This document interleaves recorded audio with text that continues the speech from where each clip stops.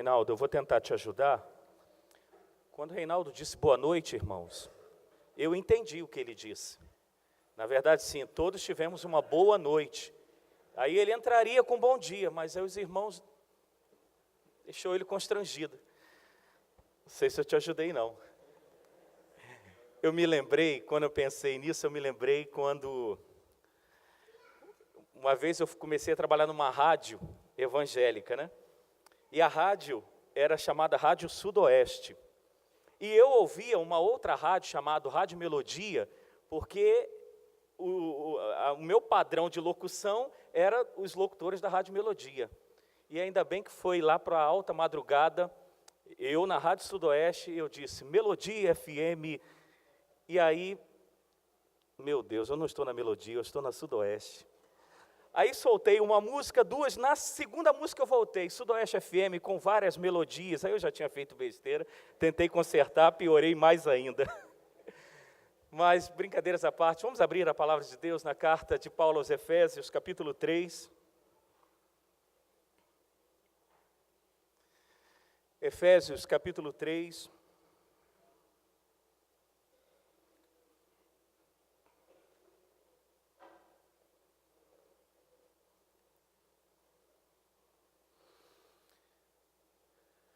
Nós vamos ler a partir do verso 8 até o verso de número 12. Efésios 3, do verso 8 até o verso de número 12.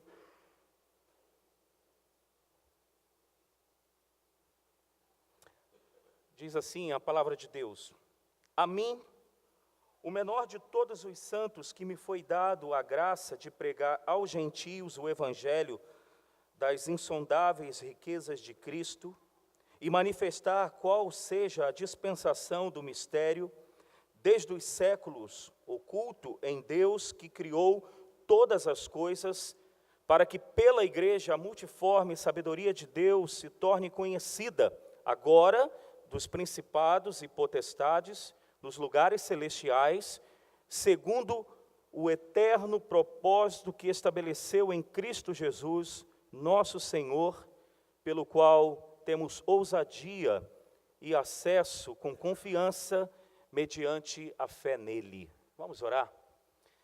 Senhor, muito obrigado pela manhã desse dia. O salmista que compôs este salmo de adoração ao Senhor, que nós lemos hoje aqui pela manhã, diz e reconhece que o fôlego de vida é concedido pelo Senhor. E se estamos aqui nessa manhã, Senhor, vivos, é devido à Tua misericórdia que se renova diante da nossa vida, apesar de nós mesmos. E nós queremos, Pai, neste culto de louvor ao Teu nome, que te prestamos agora nesta manhã, queremos pedir que graciosamente o Senhor fale conosco por meio da Tua palavra. Nós oramos, ó Deus, na dependência do Senhor e pedindo o poder e a iluminação do Teu Espírito. É em nome do Teu Filho Jesus, nosso Senhor, que oramos e suplicamos. Amém. Irmãos, na verdade, eu não quero usar esse texto para um pretexto de tema, mas eu quero falar hoje sobre o decreto de Deus. O que é o decreto de Deus? É o propósito ou a determinação de Deus com respeito às coisas futuras. Tudo o que se refere em relação ao futuro, isso podemos dizer, inclui para nós as próximas horas desse dia, o dia de amanhã, os próximos meses, os próximos anos. Isso se refere ao decreto de Deus. Mais ainda, porque quando nós pensamos no decreto de Deus, ou no propósito de Deus diante das coisas, talvez, ou quase que certamente, somos conduzidos a achar que os planos de Deus, os propósitos de Deus se cumprem na medida que as coisas vão acontecendo. Porque nossa mente finita, nossa mente que foi afetada pelo pecado, em muitos momentos nós pensamos como as coisas sendo cíclicas, ou por etapas. E podemos imaginar e achar que com isso, o propósito de Deus em relação às coisas futuras vão se desencadeando, se desenvolvendo, na medida que as coisas vão acontecendo. Mas quando nós olhamos para as Escrituras, nós vamos perceber claramente que o propósito de Deus, ou as determinações de Deus, eu vou colocar no plural, apesar de quase sempre as Escrituras trazer o decreto de Deus no singular, o decreto, nós vamos perceber que tudo Deus decretou e estabeleceu o seu propósito antes de todas as coisas.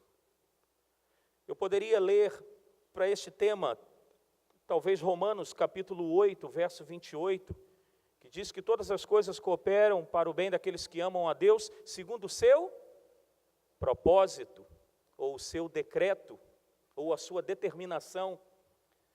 Mas aqui o apóstolo Paulo, nesta parte da carta, ele ao falar da inserção ou da entrada dos gentios neste plano eterno de Deus, da salvação, de fazer com que a multiforme graça de Deus seja vista na igreja, quando judeus e gentios estão juntos adorando a Deus, ele diz que ele foi chamado para pregar, verso 8, o evangelho das insondáveis riquezas de Cristo e manifestar qual seja a dispensação do mistério desde os séculos oculto, em que Deus criou todas as coisas. Ele diz então que tudo Deus estabeleceu antes de todas as coisas. Então, já na introdução, eu quero fazer algo que não é comum. Eu quero introduzir este tema com a conclusão.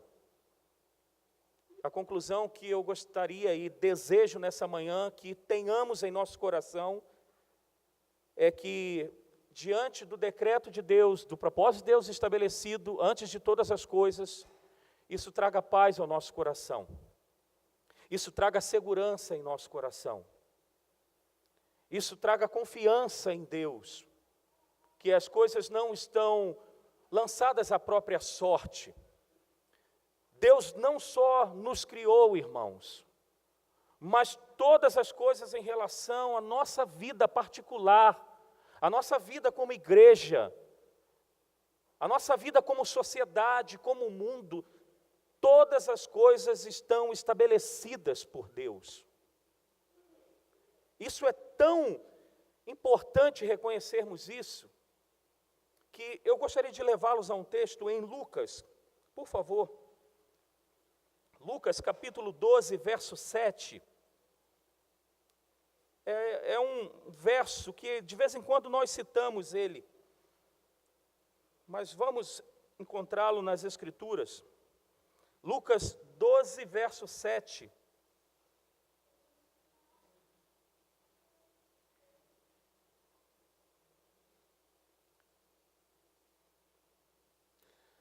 Eu queria que todos nós lêssemos essa passagem, Lucas 12, verso 7. O que diz? Até os cabelos da vossa cabeça estão todos contados. Não temais, bem mais valeis do que muitos pardais. Até o cabelo, ou os cabelos da vossa cabeça estão contados. Talvez você tenha, ou certamente você penteou o cabelo hoje pela manhã, e certamente caiu um ou alguns fios de cabelo. Até este fio de cabelo, insignificante para a gente, eles são contados por Deus. E aí eu digo, eu começo essa mensagem com a conclusão que eu chegarei com vocês. Não temais. Porque o que mais nos assusta, ou uma das coisas que mais nos assustam na vida, é em relação ao futuro. Não é verdade? O que será da minha vida amanhã? E aí nós vamos ver que não só o amanhã pertence a Deus, mas todas as coisas foram decretadas por Deus antes mesmo destas coisas virem à existência.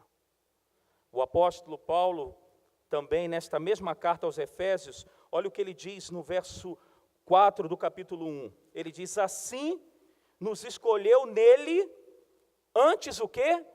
Da fundação do mundo, para sermos santos e irrepreensíveis perante ele, e em amor, e ele diz, nos predestinou. A escolha nossa, ela se deu, segundo as Escrituras, antes da fundação do mundo. Já disse um pregador uma vez, que antes de Deus, lá no Gênesis, falar, haja luz, e houve luz, antes disso, Deus já tinha dito, haja cruz. Porque a cruz de Cristo, ela não aconteceu depois de Deus perceber os homens perdidos. A cruz de Cristo é um plano eterno de Deus. A nossa salvação, ela se deu muito, mas muito antes da gente vir à existência. Isso deve trazer conforto ao nosso coração. Isso deve trazer confiança. Que, em primeira e última instância, todas as coisas estão no poder e no controle desse Deus. Eu queria, queridos, com vocês nessa manhã, ver então algumas características deste decreto, destes propósitos de Deus para todas as coisas, inclusive as nossas vidas. A primeira característica que eu deixo para todos nós sobre o decreto de Deus, os propósitos de Deus, é que eles são eternos. Supor que qualquer um plano de Deus foi ditado dentro do tempo, é supor que ocorreu algum novo acontecimento, surgiu algum evento imprevisto que induziu Deus a idealizar uma nova resolução. Isso favorece, irmãos, a ideia de que o conhecimento de Deus é limitado.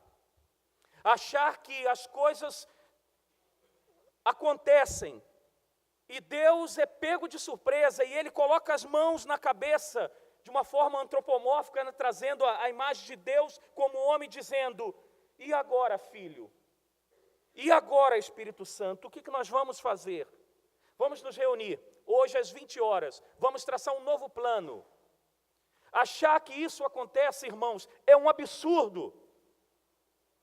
É achar que o nosso Deus é limitado. É achar que o nosso Deus ele é pego de surpresa.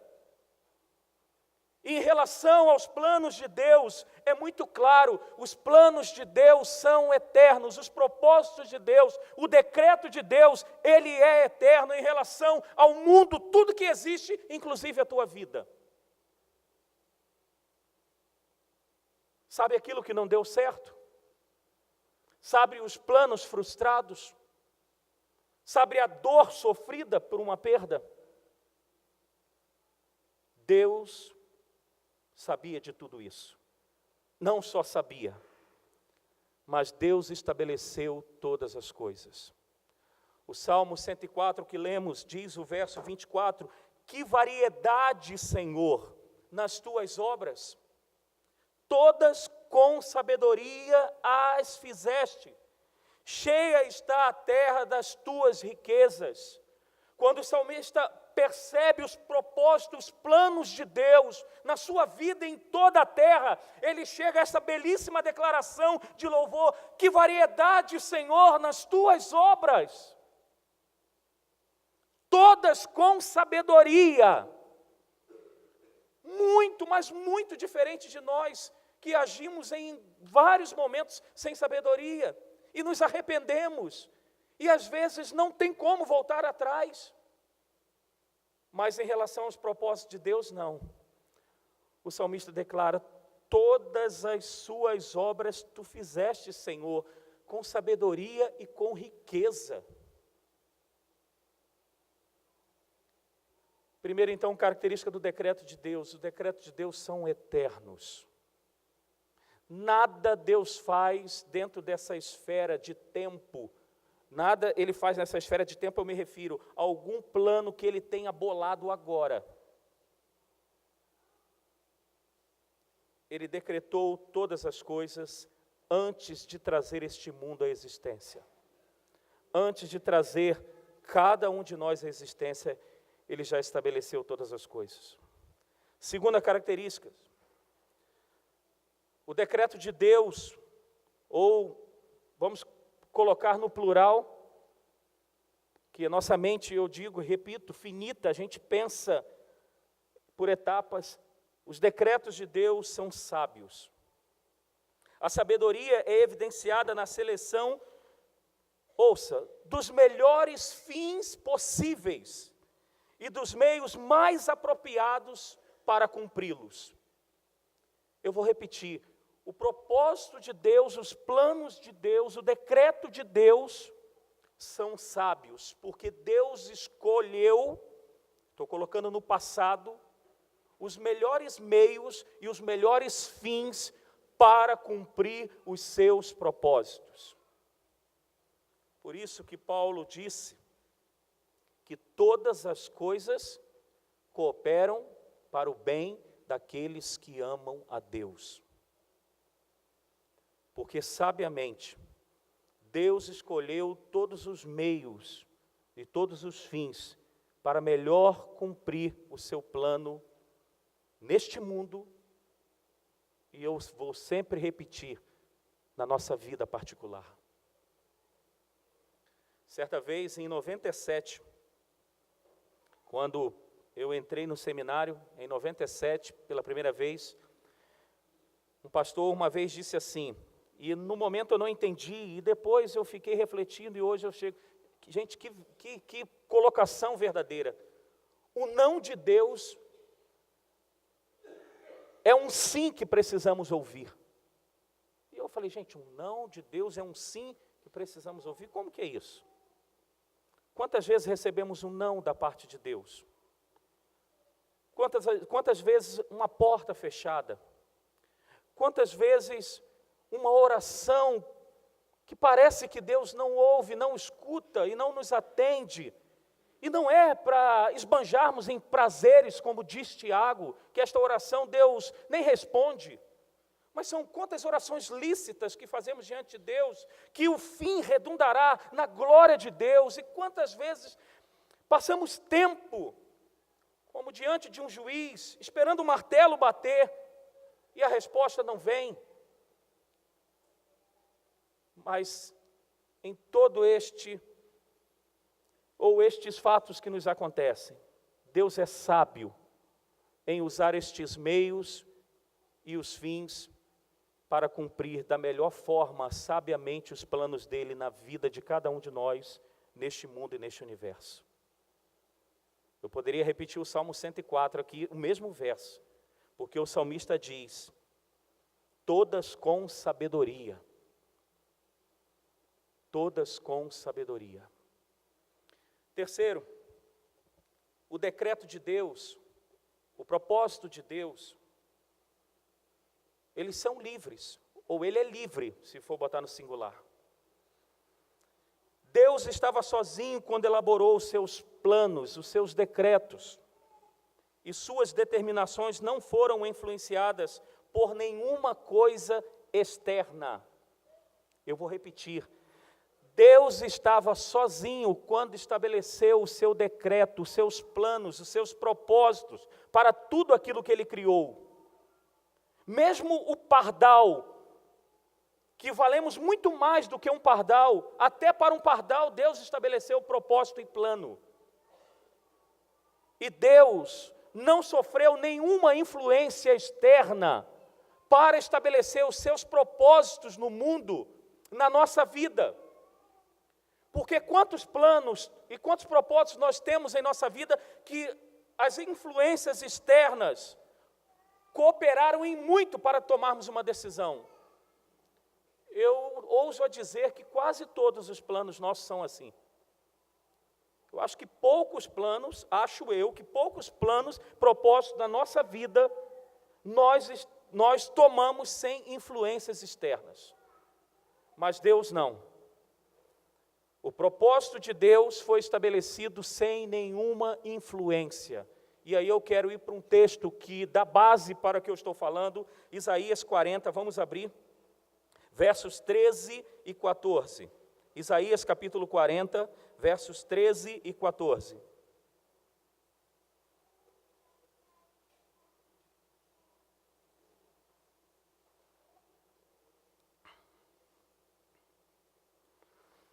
Isaías 40, versos 13 e 14. Leiamos juntos. Quem guiou o Espírito do Senhor? Ou como seu conselheiro o ensinou? Com quem tomou ele conselho para que lhe desse compreensão? Quem o instruiu na vereda do juízo e lhe ensinou sabedoria e lhe mostrou o caminho de entendimento? São estas perguntas que o profeta Isaías levanta. Quem? Quem guiou o Espírito do Senhor? Quem disse para o Espírito do Senhor, é por aqui, olha, trabalha desse jeito no coração do Erivelto. Olha, deixa eu te falar, o G10 é diferente. Trabalha desse jeito o Espírito Santo no coração dele. Não, mas o Paulinho é também diferente do G10. Então o Espírito Santo, olha, trabalha dessa forma. Ah, o reverendo Ulisses, você tem que trabalhar diferente dos três aqui. Quem disse isso para o Espírito Santo de Deus? E mais, quem deu o conselho ou ensinou Deus? Ô Deus, pega esse caminho aqui, porque a raça humana é complicada. Não vai logo direto no assunto, não. Dá uma volta, come pelas beiradas, e depois você chega ao assunto. Quem? A resposta que vamos chegar, que são perguntas retóricas, mas a resposta que todos nós chegamos diante do nosso coração é: ninguém. Ninguém. Porque o propósito de Deus, ou os propósitos de Deus, Deus, quando estabeleceu, ele estava livre de qualquer influência, como continua livre. Quarta característica do propósito de Deus, ou do decreto de Deus. O decreto de Deus, ele é incondicional. Quer colocar no plural? Os propósitos de Deus são incondicionais. Sua execução não depende de qualquer condição que se pode ou não cumprir. Em cada caso em que Deus tenha decretado um fim, decretou também os meios para este fim. Mas, acima de tudo, temos que entender que em sua execução dos seus planos, Deus não depende de qualquer condição para colocar em prática. Bem diferente de nós, né? Quantas vezes precisamos de alguém para executarmos aquilo que nós precisamos? E eu ouso a dizer que eu acho que quase todos os propósitos e planos que nós temos, nós precisamos de terceiros para colocarmos em prática. Estou pensando aqui, né, nos devaneios aqui de exemplo. Você tirar uma habilitação, você precisa de uma autoescola, você precisa de um instrutor. Para você casar, você precisa de um cônjuge. Se é homem, uma mulher, se é mulher, um homem. Mais o quê? Para você ter uma boa educação, você precisa de professores, você precisa de educadores, você precisa de bons livros. Foi alguém que escreveu. Veja que a nossa vida, tudo que temos como planos e projetos para a nossa vida, necessariamente terceiros estão envolvidos, nós dependemos. Para andarmos tranquilo numa cidade, precisamos dos semáforos funcionando. Você já pensou se não estivesse funcionando? O caos que seria? Precisamos, mesmo que de uma forma deficiente, precisamos de policiais para nos dar pelo menos uma sensação de segurança. Mas Deus não. Deus, quando estabeleceu o seu decreto, os seus planos, os seus propósitos, Ele estabeleceu não só livre, como a terceira característica que eu citei, mas de forma incondicional. Ele não depende, ele pode cumprir ou não seus propósitos através de pessoas, das circunstâncias, mas Deus é livre. Tanto que, quando uma pessoa está enferma, nós oramos pedindo a cura. A gente pede para Deus fazer a vontade, pedimos, mas lá no fundo a gente quer que a pessoa, Deus restabeleça. E como que Deus pode estabelecer? E via de regra, quando Ele restabelece uma pessoa, a sua saúde, como que Ele faz? Através dos meios, médicos, remédios. Mas Deus também pode fazer de uma forma que a gente chama extraordinária, sem os meios ordinários. Porque Deus é livre para cumprir os seus propósitos, os seus planos. E aí, talvez entre um questionamento, que eu não quero me deter muito nele. Pastor, sabendo que Deus tudo decretou antes de tudo, tanto no mundo, em tudo que criou, como na minha vida, eu sou um fantoche na mão de Deus? Aqueles bonequinhos, né, ventrílogos, você manipula assim, levanta a mãozinha. Onde que entra a minha responsabilidade humana? Porque dessa forma, se tudo está decretado por Deus, então, o que eu faço de mal, o que eu faço de ruim, é um mistério, irmãos. Mas em todos os textos das Escrituras, Deus nunca isentou o homem da sua responsabilidade. É um mistério que a gente não consegue compreender até onde vai a soberania de Deus, quer dizer, a soberania de Deus vai permeia todas as coisas, mas a responsabilidade humana. E segundo Spurgeon, não há um divórcio nisso. Uma vez perguntado Spurgeon, como reconciliar a soberania de Deus e responsabilidade humana? Ele respondeu, como reconciliar algo que nunca esteve separado? Isso não significa o decreto de Deus, os propósitos de Deus para a nossa vida, que nós não tenhamos responsabilidades. É um mistério isso. Mas uma coisa é certa, aquilo que o homem semear, diz a palavra, certamente ceifará.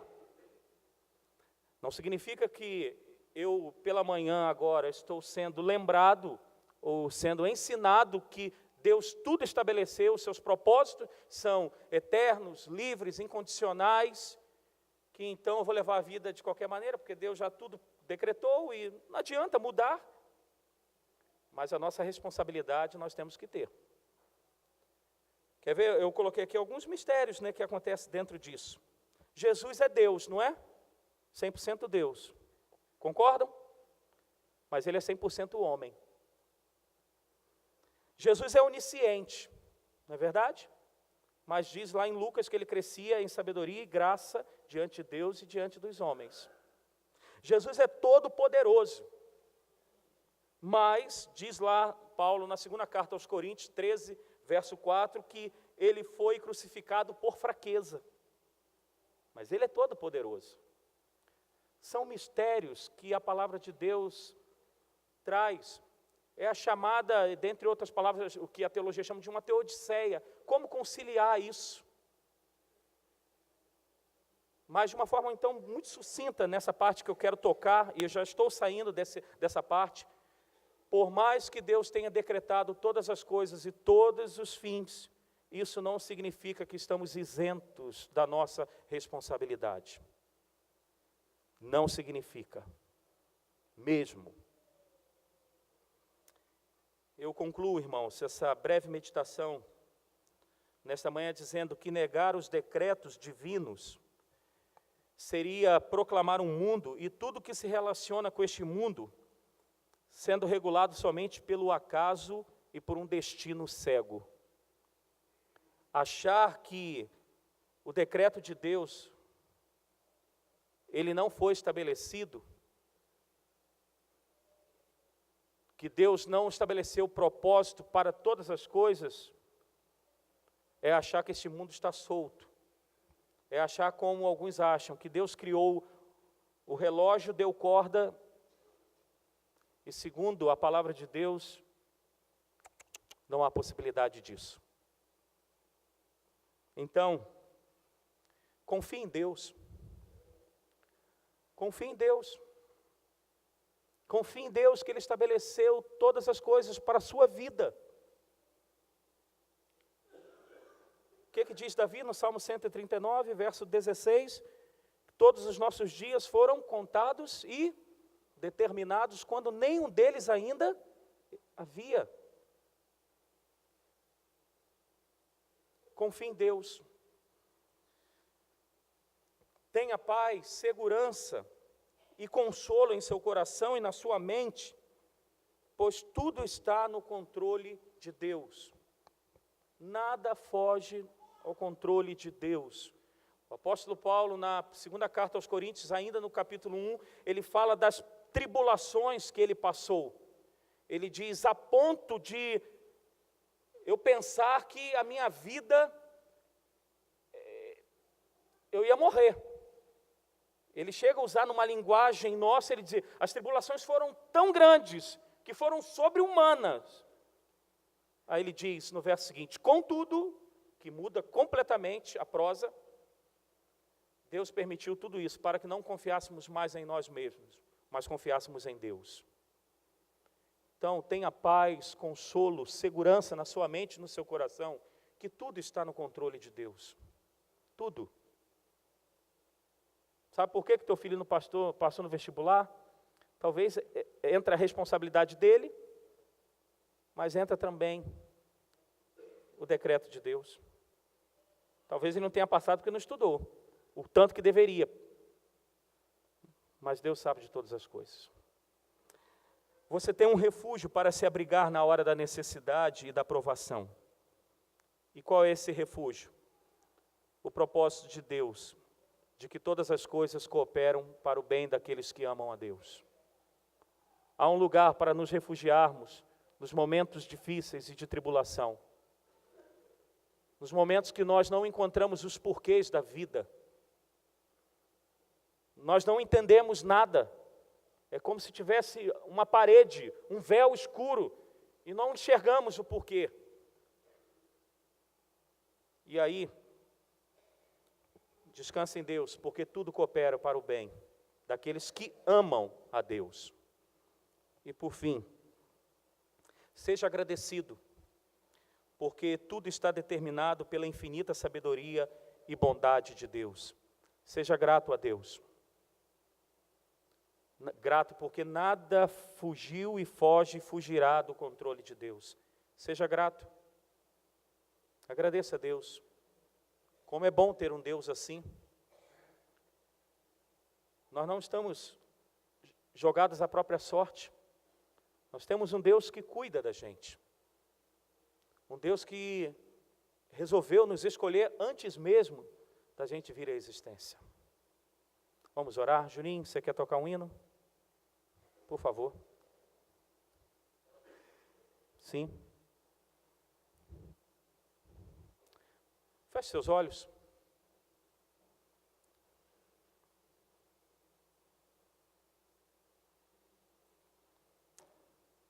Medite nesse cântico que será cantado. Medite naquilo que você ouviu agora pela manhã.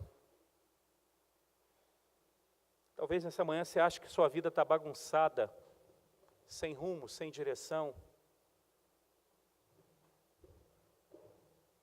Saiba que existe um Deus que te trouxe à existência. E antes mesmo de você vir a este mundo, Ele estabeleceu os planos para a sua vida.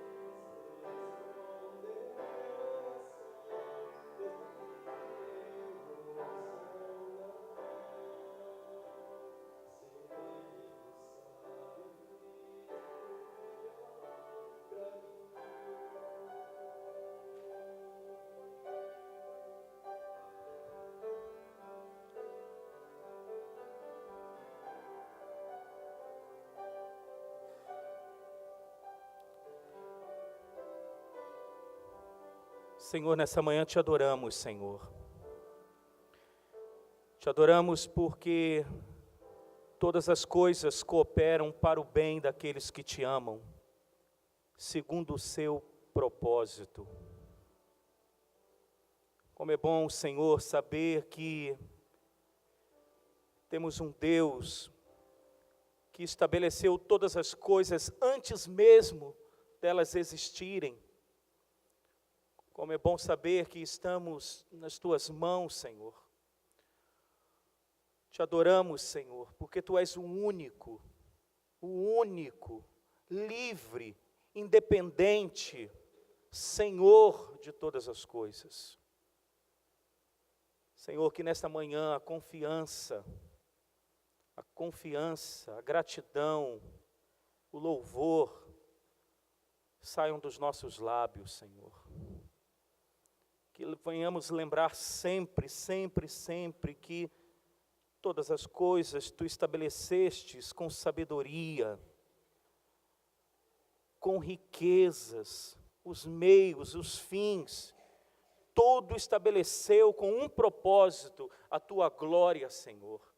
E nós te agradecemos e te adoramos e glorificamos o teu nome, por meio do teu Filho Jesus, nosso Senhor.